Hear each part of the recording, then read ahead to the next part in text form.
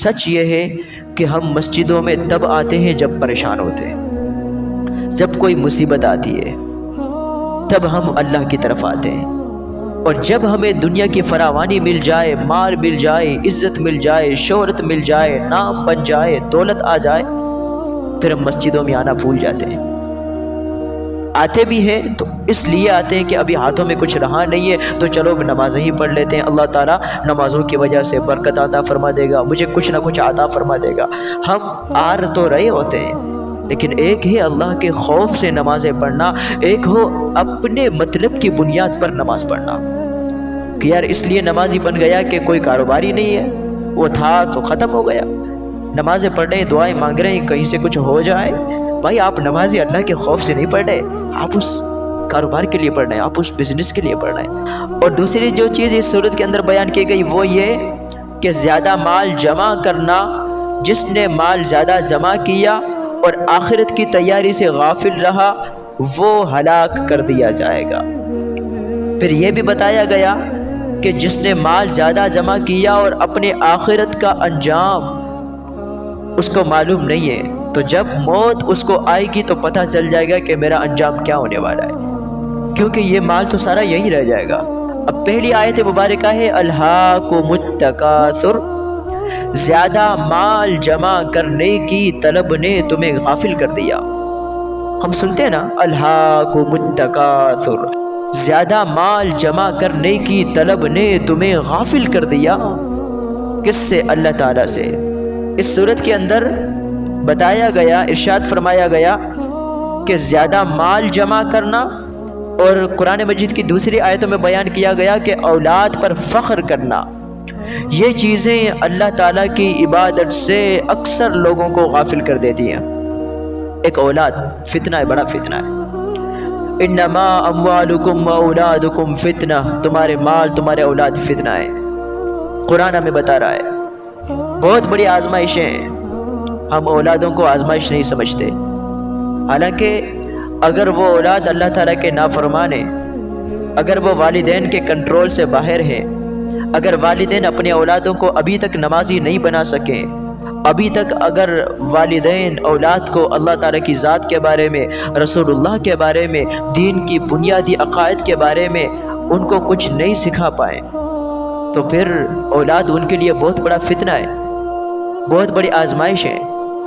اور اگر والد خود نیک ہے لیکن اولاد کے خاطر سود بھی لے رہا ہے، حرام بھی لے رہا ہے، جھوٹ بھی بول رہا ہے، کسی کو دھوکہ بھی دے رہا ہے، چلے یار میرے بیٹے کا بھلا ہو جائے گا، یہ سوچ کر کتنے نیک متقی پرہیزگار بن کے بھی جب اولاد آنکھوں کے سامنے آتا ہے نا تو باپ جو بڑا ہی رحم دل ہے اپنے اولاد کے لیے، وہ کئی ایسے گناہوں کے راستوں پر اولاد کی وجہ سے لگ جاتا ہے جس سے وہ بیچارہ پوری زندگی بچا ہوا ہوتا ہے، لیکن اولاد کی وجہ سے وہ اس راستے پر چل پڑتا ہے۔ اولاد بہت بڑا فتنہ ہے، مال بہت بڑا فتنہ ہے۔ سورہ حدید آیت نمبر 20 کے اندر اللہ تعالیٰ نے فرمایا اعلموا انما الحیات الدنیا لعب ولہو وزینۃ وتفاخر بینکم وتکاثر فی الاموال والاولاد، جان لو کہ دنیا کی زندگی تو صرف کھیل کود اور زینت،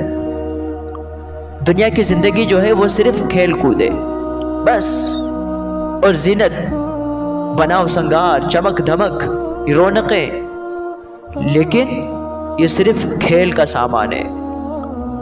انما الحیات الدنیا لعب ولہو، جان لو کہ دنیا کی زندگی تو صرف کھیل کود وزینہ اور زینت، وتفاخر بینکم وتکاثر فی الاموال والاولاد، آپس میں فخر غرور کرنا، مال اور اولاد میں ایک دوسرے پر زیادتی چاہنا، اور یہی ہو رہا ہے۔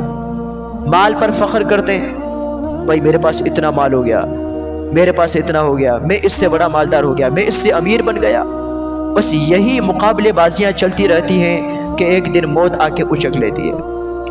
اولاد پر، میری اولاد آگے نکل جائے، فلانے کی اولاد کیوں آگے نکل گئی، میرے بھائی کے بچے اتنی ترقی کیوں کر گئے، میرے بھائی کے بچے اتنے آگے کیوں نکل گئے، میرے بچے کیوں نہیں آگے بڑھے۔ ان اولاد پر فخر کرنے کا معاملہ اور مال کی جو حرص، جو طمع ہے، زیادہ جمع کرنا، یہ مقابلہ بازیاں، فرمایا دنیا میں تو یہی ہے۔ پہلی بات تو یہ ہے کہ یہ کھیل کود کا سامان ہے، اور فرمایا زینت صرف بناؤ سنگار، ظاہری چمک دھمک ہے۔ پھر فرمایا کہ یہ آپس میں فخر غرور کرنا، بڑائی بیان کرنا، کس پر؟ اولاد پر، کس پر؟ مال پر، بس دنیا یہی ہے۔ كمثل غيث أعجب الكفار نباته ثم يهيج فتراه مصفرا ثم يكون حطاما۔ پھر ایک مثال اللہ پاک نے دی ہمیں سمجھانے کے لیے کہ دنیا کیا ہے۔ پھر ایک مثال دی کہ جیسے بارش جس کا اگایا ہوا سبزہ کسانوں کو اچھا لگا، بارش اگر برستی ہے نا تو اس سے سبزہ نکل آتا ہے، تو جو کسان لوگ ہوتے ہیں، جی کھیتی باڑی کرنے والے، وہ دیکھنے میں تو اچھا لگتا ہے، یار بڑا خوبصورت سبزہ نکل آیا ماشاءاللہ، لیکن کیا وہ ان کے کام میں آنے کے لائق ہے؟ نہیں ہوتا، کیونکہ اس میں بیج اور یہ چیزیں ڈالی ہوئی نہیں ہوتی ہیں۔ وہ اچھا تو لگ رہا ہوتا ہے دیکھنے میں، لیکن ان کے کام کا نہیں ہوتا۔ تو اللہ پاک نے فرمایا جیسے بارش کا اگایا ہوا سبزہ کسانوں کو اچھا لگا، پھر وہ سبزہ سوکھ جاتا ہے، بارش ہو جاتی ہے، وہ بالکل سبزہ سبزہ آ جاتا ہے بہت خوبصورت، اور بارش بند ہو گئی، ایک ہفتے کے بعد سورج کی روشنی پڑی، وہ سبزہ بالکل سوکھ گیا، کسی کام کا ہی نہیں۔ تو فرمایا ثم یہیج فتراہ مصفرا، جب سوکھ جاتا ہے تو تم اس کو کیا دیکھتے ہو؟ پیلا پیلا، پہلے ہرا ہرا تھا، ہرا بھرا، اب کیا بن گیا؟ پیلا پیلا، وہ سورج کی روشنی لگی اور وہ پیلا ہو گیا۔ فرمایا ثم یکون حطاما، پھر وہ بیکار ہو جاتا ہے، پامال کیا ہوا، کسی کام کا ہی نہیں رہتا، پھر کسی استعمال میں ہی نہیں آتا۔ بس سمجھ لیں کہ دنیا کی پوری زندگی کی مثال یہی ہے کہ عارضی مال آتا ہے تو انسان سمجھتا ہے کہ اب میں ترقی کی راہوں پر چل پڑا ہوں، لیکن یہ ترقی کی راہیں نہیں ہوتی، وہ ترقی کی راہیں ایک دن بند ہو جاتی ہیں اس کے لیے۔ پھر کیا ہو جاتا ہے؟ وہ مال، وہ دولت ختم ہو جاتی ہے، وہ اولاد والد کو اکیلا چھوڑ دیتے ہیں، پھر وہ سوکھ جاتا ہے، پھر موت آ کے اس کو اچک لیتی ہے، پھر کوئی فائدہ نہیں ہوتا، وہ پوری زندگی بیکار چلی جاتی ہے۔ وہ کچھ زندگی میں اللہ رب العزت کو راضی کرنے کے لیے کچھ کر نہیں پایا ہوتا ہے۔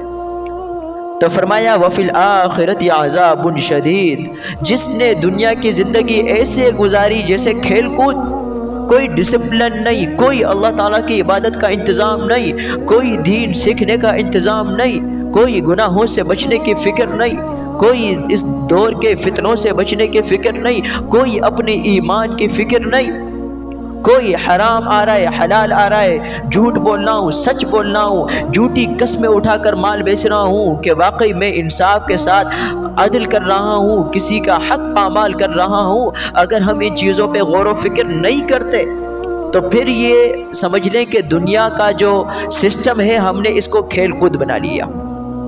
اللہ تعالیٰ فرماتا ہے وَفِي الْآخِرَةِ عَذَابٌ شَدِيدٌ، ایسوں کے لیے آخرت میں سخت عذاب ہے۔ وَمَغْفِرَةٌ مِّنَ اللَّهِ وَرِضْوَانٌ، اللہ کی طرف سے بخشش اور رضا بھی ہے، لیکن یہ ان کے لیے ہے جو دنیا کی زندگی کو کھیل اور کود کی طرح نہ گزاریں بلکہ اللہ تعالیٰ کے دیے ہوئے نظام کے مطابق گزاریں، تو ان کے لیے اللہ کی بخشش بھی ہے، اللہ کی رضا بھی ہے۔ وَمَا الْحَيَاةُ الدُّنْيَا إِلَّا مَتَاعُ الْغُرُورِ، فرمایا کہ جو دنیا کی زندگی ہے صرف دھوکے کا سامان ہے۔ بھائی قرآن ہمیں بتا رہا ہے دھوکے کا سامان ہے، اور ہم اپنی کامیابی کے لیے پلاننگیں کر رہے ہوتے ہیں، ابھی میں کیا کروں گا، ابھی مجھے کیا کرنا ہے، ابھی مجھے کیا کرنا ہے۔ ہم دھوکے کے سامان کے لیے تو سوچ رہے ہوتے ہیں، اپنی آخرت کی فکر نہیں کر رہے ہوتے۔ موت کب آ کے اچک لے جائے گی ہمیں، ہم فکر نہیں کر رہے ہوتے۔